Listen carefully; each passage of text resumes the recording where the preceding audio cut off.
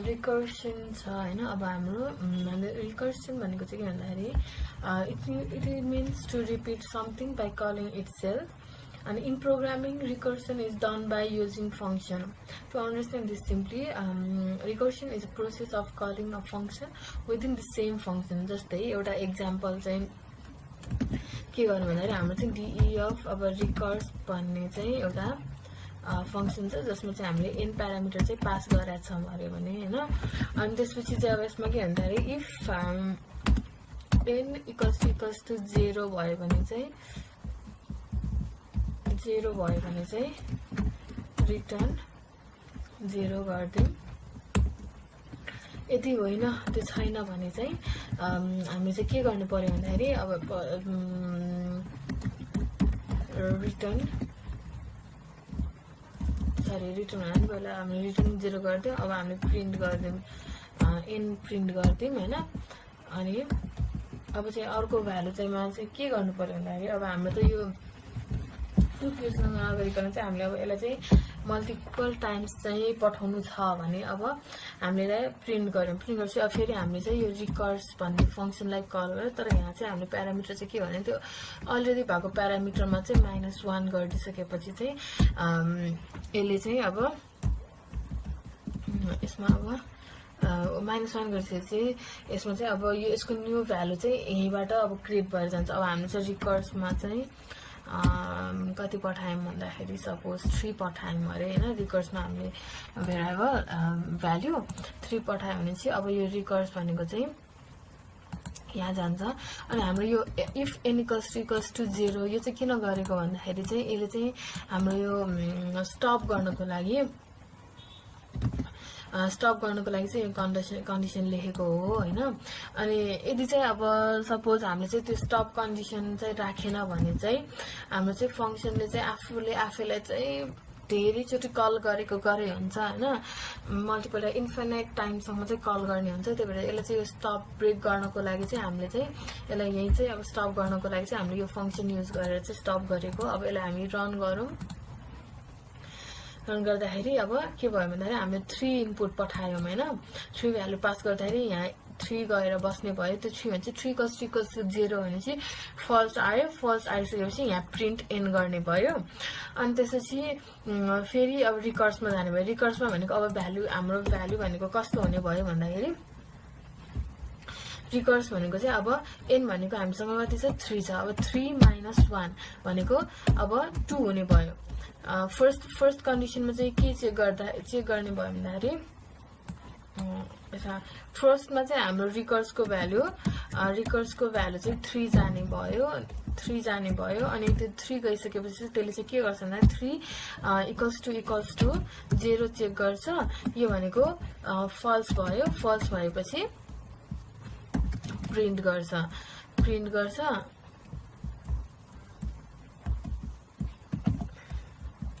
Falls भएपछि print गर्छ। Print गरिसकेपछि चाहिँ यसको चाहिँ अब फेरि अब नाउ रिकर्सको भ्यालु चाहिँ अब हाम्रो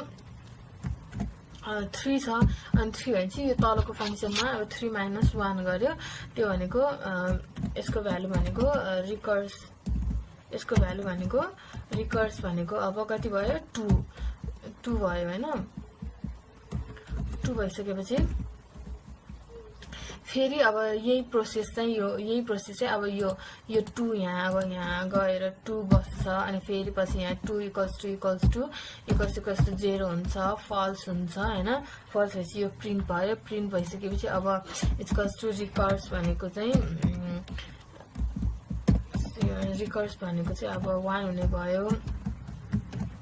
फेरि यो 1 यहाँ गएर बस्छ। यहाँ 1 यहाँ गएर बस्छ।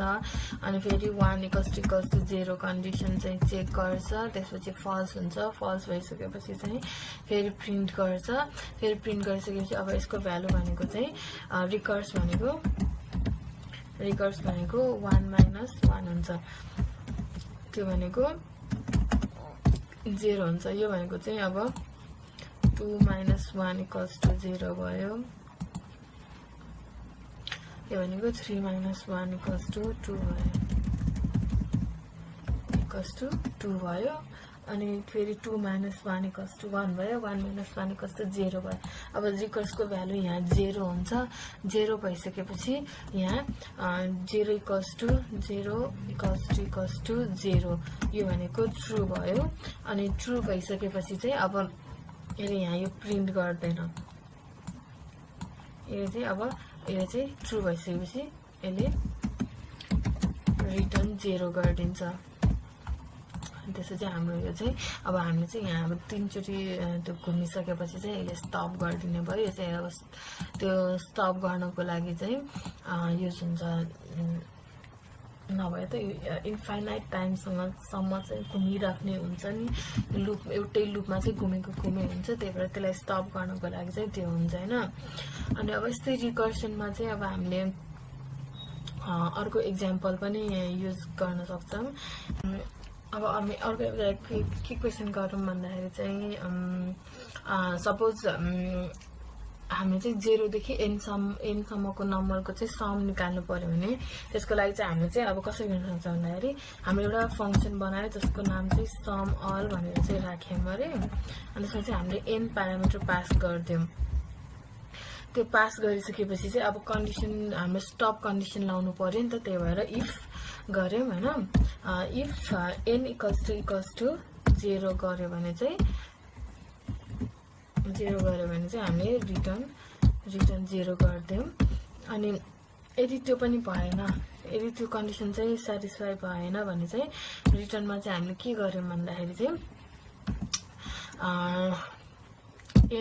n गर्दियो n प्लस गरिसकेपछि अब हामीले यो सम अल को त्यो यही फंक्सनलाई चाहिँ कल गर्यो तर यसमा कल गर्दाखेरि चाहिँ इच टाइम चाहिँ यो n सँग चाहिँ माइनस भएर आउनु पर्यो इच टाइम चाहिँ यो उसलाई कल गर्दाखेरि चाहिँ अब माइनस भएर आउँछ भनेपछि अब यसमा के गर्नु भन्दाखेरि सम अल प्रिन्टै गर्दिने यसलाई हैन प्रिन्ट सम अल n मा चाहिँ अब हामीले कति पठाउँ भन्दाखेरि 5 पठाउँ सपोज 0 देखि 5 सम्मको चाहिँ हामीलाई चाहिँ सम चाहियो भने चाहिँ अब हामी यसो गरौँ अब यसलाई रन गर्दियौं रन गर्दाखेरि 15 कसरी आयो भन्दाखेरि अब यसको हेरौँ है त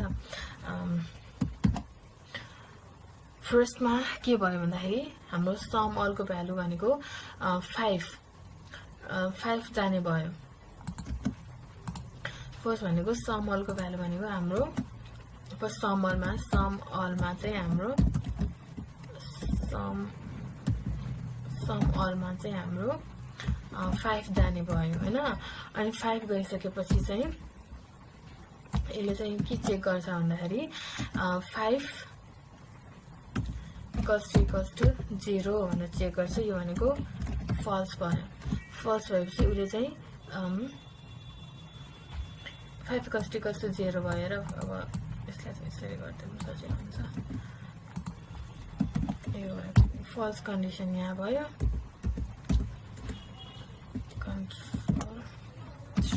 ट्रु कन्डिसन यहाँ भयो हैन अब फल्स भयो भने यसले रिटर्न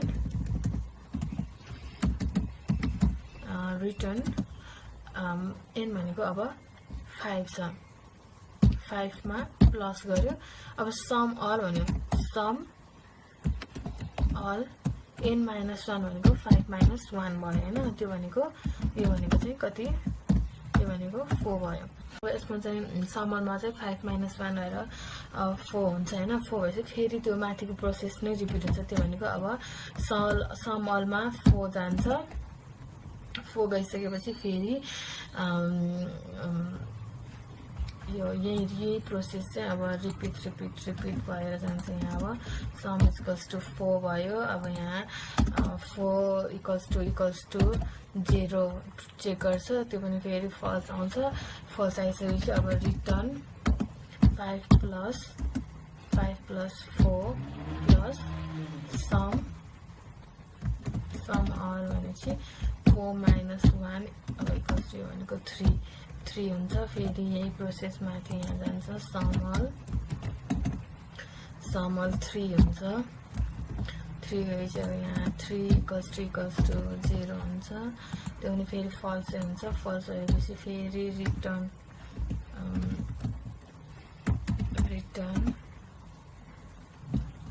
5 + 4 + 3 plus sum all 3 - 1 हुन्छ equals to 2 हुन्छ त्यो भएपछि 2 भइसकेपछि फेरि सम भनेपछि सम अल भनेको 2 हुन्छ 2 भइसकेपछि फेरि यहाँ अब 2 इक्वल्स टु 0 हुन्छ त्यो भनेको नि फल्स हुन्छ फल्स चाहिँ फेरि रिटर्न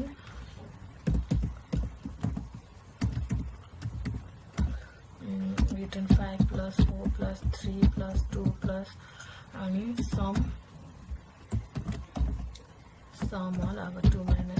= 1 हुन्छ त्यो चाहिँ फेरि माथि यहाँ जान्छ यहाँ चाहिँ अब सम अल 1 हुन्छ सम अल भनेपछि 1 = 0 त्यो फेरि फल्स हुन्छ फल्स भएपछि फेरि यहाँ रिटर्न अब यहाँ 5 + 4 + 2 + 3 + 2 + 1 plus सम 1 -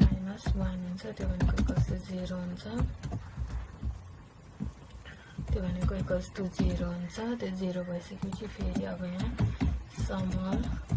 0 हुन्छ सम अल 0 भइसकेपछि यहाँ भनेको 0 = 0 हुन्छ यो भनेको ट्रु हुन्छ ट्रु भएपछि यहाँ अब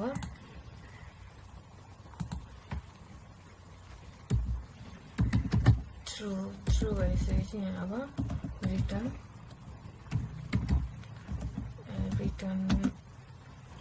5 + 4 + 3 + 2 + 1 + 0 हुन्छ किनभने यसले चाहिँ ट्रु भएपछि रिटर्न 0 गर्छ हैन रिटर्न 0 गरेपछि अब हामीले चाहिँ यहाँ के गरेछ हामी रिटर्न 0 भइसकेपछि हाम्रो लास्टमा फाइनल प्रिन्ट चाहिँ फाइनल आउटपुट चाहिँ भनेको 5 + 4 + 3 + 2 + 1 + 0 हुन्छ त्यो भनेको चाहिँ 15 हुन्छ त्यो हाम्रो आउटपुट चाहिँ यसरी चाहिँ यो 15 आएको हो हैन अनि अब त्यसपछि त्यस्तै गरी अब यसको पनि अब हामीले चाहिँ प्रडक्ट निकाल्नु पर्यो भने चाहिँ यसलाई पनि यसरी नै गर्न सक्छौं यसलाई नै हैन कपी गर्छु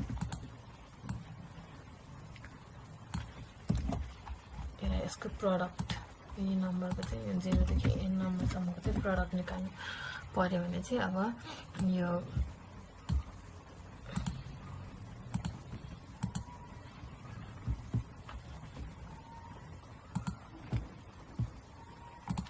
यसको चाहिँ प्रडक्ट निकाल्नु पर्यो हैन यो चाहिँ प्रडक्ट अल गर्यो हैन प्रडक्ट अल गरिसकेपछि चाहिँ यो चाहिँ समको लागि भयो यहाँ चाहिँ मल्टिप्लिकेसनको लागि चाहिन्छ हामीलाई तर अब रन गरौँ हैन भ्यालु रन गरौँ यसको भ्यालु चाहिँ 0 आउँछ तर हाम्रो आउनु पर्ने चाहिँ 0 हुँदैन यहाँ जतिसुकै भ्यालु राखे पनि 0 आउँछ यसको रन गरौँ 0 है अब यहाँ हामीले 10 राख्यो 10 राखे पनि फेरि 0 आउँछ त्यो त पोसिबल हुँदैन किनभने हरेक नम्बर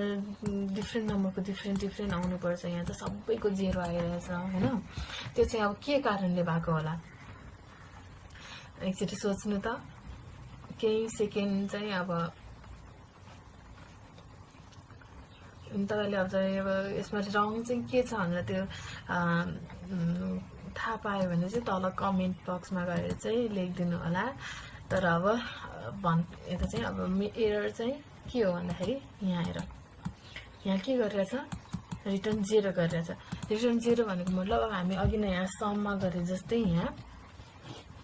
यहाँ गएपछि हाम्रो यहाँ 0 आयो 0 भएपछि यो हाम्रो 0 भएपछि हाम्रो कन्डिसन ट्रु हुन्छ ट्रु भइसकेपछि के हुन्छ यो केसमा अब यहाँ 0 यसरी 0 हुने भयो तर हामीले त मल्टिप्लिकेसन गर्ने केसमा चाहिँ 0 सँग जुनसुकै नम्बर मल्टिप्लाई गरे पनि के आउँछ सधैँ 0 आउँछ त्यही भएको कारणले चाहिँ यहाँ चाहिँ जुन नम्बर राख्दाखेरि नि जुन भ्यालु पठाउँदाखेरि पनि यहाँ जब 500 ल 58 पठाए पनि यसको भ्यालु चाहिँ 0 नै आउँछ हैन तर यदि चाहिँ हामीले यो 0 को नराखिकन चाहिँ यसमा चाहिँ हामीले फाइनल आउटपुट गर्दाखेरि चाहिँ यहाँ चाहिँ हामीले फाइनल आउटपुटमा चाहिँ अब 5 into यता 4 into 3 into 2 into 1 into अब यो लास्टमा आउने यो 0 लाई पनि हामीले 1 गरिदियो भने मात्र बल्ल यसको आन्सर चाहिँ समथिङ के भ्यालुमा आउँछ जस्तै यो 20 भयो यो 6 भयो 120 आउँछ हैन यसको भ्यालु त्यस्तै गरी अब हाम्रो यहाँ हामी 5 भ्यालु पठाएर चाहिँ अब रन गरौँ अब हाम्रो आन्सर चाहिँ 120 आउनु पर्छ सरी यहाँ हामीले रिटर्न 1 गरेको छैनौँ हैन रिटर्न 1 गरिसकेपछि हामीले चाहिँ भ्यालु यहाँ यो रिटर्न 0 भएको ठाउँमा चाहिँ अब रिटर्न यसको ठाउँमा चाहिँ अब रिटर्न